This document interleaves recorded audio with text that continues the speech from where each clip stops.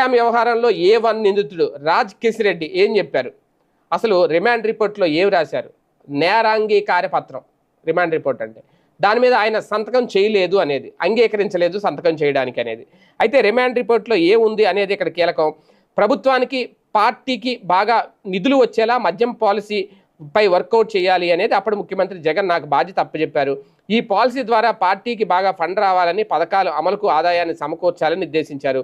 ఈ నేపథ్యంలో beverages corporation liquor షాపులు ఏర్పాటు చేసి మద్యం వ్యాపారం చేసేలా కొత్త పాలసీని రూపొందించాం.